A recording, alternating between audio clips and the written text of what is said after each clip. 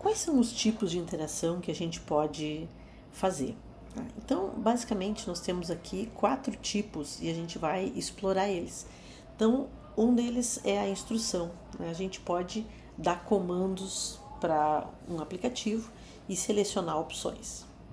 Mas a gente também pode usar o tipo de interação de conversação, onde a gente interage como se tivesse uma conversa com uma outra pessoa, né? Considerando o computador como sendo outra pessoa. A gente pode fazer manipulação, nesse caso a gente interage com objetos no espaço virtual ou no espaço físico, e a ideia é manipular esses objetos. Esse espaço tanto pode ser um espaço 2D como pode ser um espaço 3D. E a gente pode explorar. E aí, explorar significa se movimentar num ambiente virtual ou em um espaço físico. Então, vamos ver o primeiro, né? O que é uma instrução? Instrução é quando eu digo para o computador o que ele deve fazer. Né? Então, se eu perguntar as horas, me diga a hora, imprima um arquivo, salve um arquivo. Tudo isso são instruções que eu estou dando. A gente dá instruções para outros humanos, né? E a gente também dá instruções para computador. Então, na verdade, instrução já é uma coisa que acontece no nosso dia a dia, né? Dar instrução e, no nosso caso, receber instrução também. Esse é um modelo conceitual bem comum, né? Então, vários sistemas, vários dispositivos usam esse tipo de interação. Então, processador de texto é um exemplo. Quando eu quero gravar vídeo, as próprias máquinas de vendas, né? Máquina de refrigerante, de salgadinho. E o principal benefício desse tipo de interação é que ele nos apoia numa interação rápida, ele é bem eficiente, né? Eu dou um comando e a coisa acontece. E ele é bom para várias ações que são repetitivas e acontecem com muitos objetos. Aqui a gente tem, para ilustrar, 2 exemplos, né, de como dar instrução. Então, ambos são máquinas de venda, né? Nesse primeiro aqui, eu tenho poucos produtos, né? Então, basicamente são refrigerantes, né? Várias delas para Coca-Cola, uma pouca para uma Sprite, depois para Fanta, só 2 para água. Nesse modelo aqui, o usuário coloca uma moedinha, né? O pagamento nesse vinco, e daí ele aperta em cima da bebida que ele quer.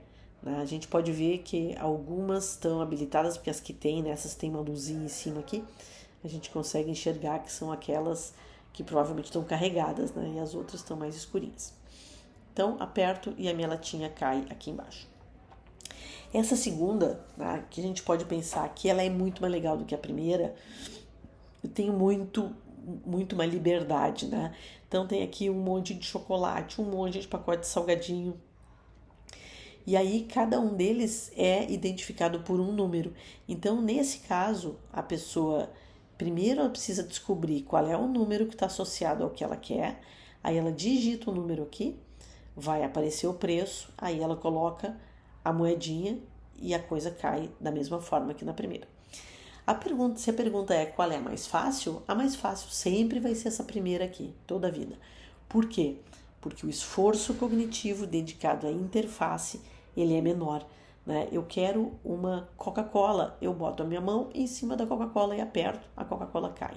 Nesse aqui, eu quero um pacotinho de batata frita, eu vou ter que olhar o número que está referenciado a ele, escrever aqui, né? Ou seja, exige um esforço. A da esquerda é mais rápido.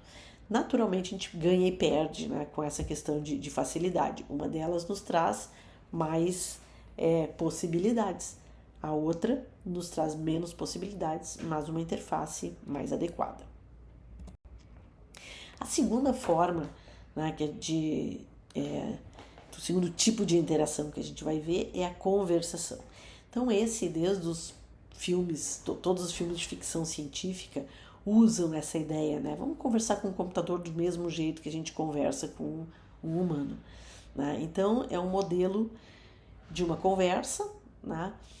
Ele se apresenta hoje de N formas, né? Desde coisas bem simples até diálogos complexos, né? A gente tem aqui um exemplo de assistente virtual que a gente né? São os chats que a gente conversa, em geral, com um não humano e, em geral, com uma IA bem ruim. Né? Então, esse aqui é o exemplo do assistente virtual da Unimed, que sempre, né, nos coloca, sempre começa do mesmo jeito. Sou assistente virtual de blá blá, esse é meu número de protocolo, o que tu quer fazer? Né? E a pessoa perguntou, quero saber quanto custa. Né? Aí, para saber valores ou adquirir um plano, entre em contato, blá blá blá. Consegui te ajudar?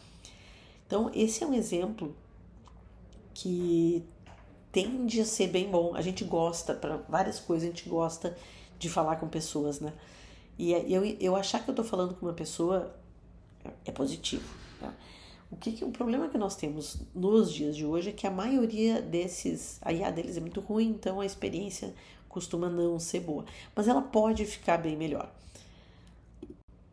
Nesse slide, a gente vê uma conversa, né, com a Alexa, Google, Siri. Eu vou tocar aqui para ver como é que seria uma experiência dessas, né? Okay, Google. Play the morning playlist. Okay, playing morning playlist.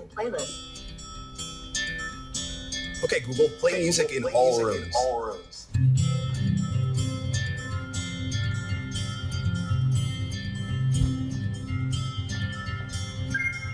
Okay, Google, I'm listening. Your flight to Portland is delayed by 30 minutes. Change my dinner reservation tonight from 7:30 to 8. Your reservation at Andina is now confirmed for 8 p.m.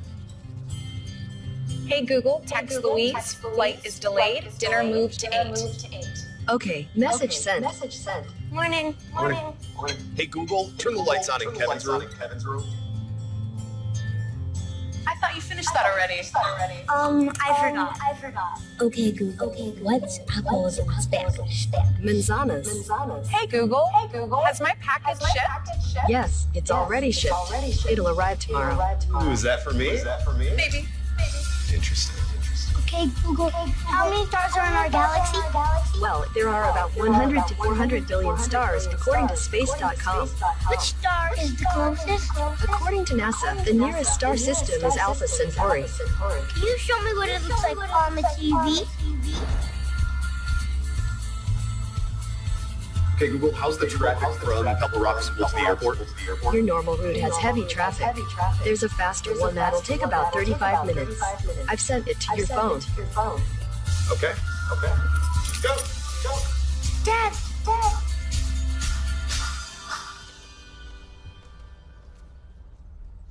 Hey Google, what's on the calendar today? The first event is Space Day at Kevin's school. It starts at 8 a.m. Space Day. Are you ready, buddy? Ready. Let's go.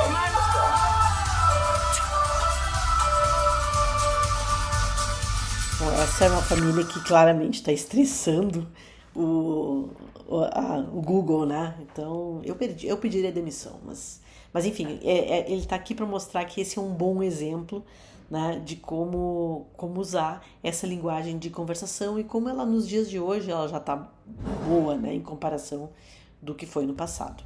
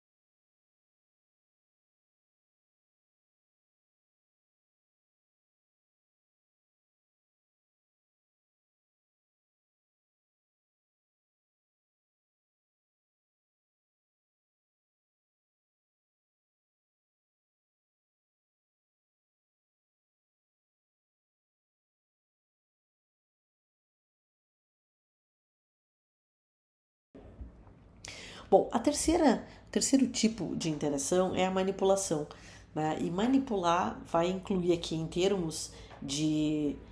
manipular é mexer num objeto, né?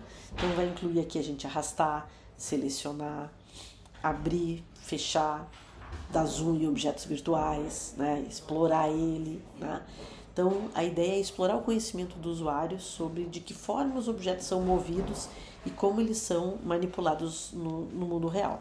Então a ideia é representar essa mesma coisa lá no nosso aplicativo, né? De novo, com o objetivo de fazer com que as pessoas não precisem pensar na interface mas sim se concentrar em pensar na tarefa. Então, as ações elas podem ser controladas com o mouse, mas elas podem ser controladas com controladores físicos, né? Os controles do videogame Wii, quando eles surgiram, eles se prestavam bastante a isso. Depois a gente aprendeu a fazer gestos no ar, aí tinha o Kinect que nos ajudava com isso, para controlar o movimento de um avatar na tela, por exemplo, né? A gente também pode usar para manipulação alguns objetos físicos rastreáveis, né? Que são as interfaces tangíveis, sei lá, bolas, cubos, e eu manipulando esses objetos no mundo físico, eles acabam resultando em eventos no mundo virtual. Então a manipulação direta é um termo que foi introduzido pelo Ben Schneiderman em 1983. Então ele inventou esse termo manipulação direta, né? E isso veio da relação com os jogos de computador lá na época. E a ideia é que a gente aqui tenha uma representação contínua dos objetos e das ações de interesse. Então, antes da manipulação direta, quando a gente queria mover um arquivo de um lado para o outro, né? Clicava em cima do arquivo e depois clicava no lugar para onde ele ia. Não tinha essa experiência da continuidade, né? Onde a gente fechava a mão em cima do arquivo, carregava ele e etc. Então isso foi introduzido lá pelo Schneiderman, né? Bom, a ideia é que essas ações elas podem ser reversíveis, podem ser rápidas, a resposta é imediata. Então, se eu estou movendo um objeto de um lugar para o outro, eu enxergo o objeto em movimento. Quando eu quero escolher um elemento de interface, eu clico nele, depois eu clico no destino, talvez eu erre a posição, né? Talvez ele não esteja exatamente como eu queria. Na manipulação direta, com essa visualização contínua, esse processo fica muito facilitado.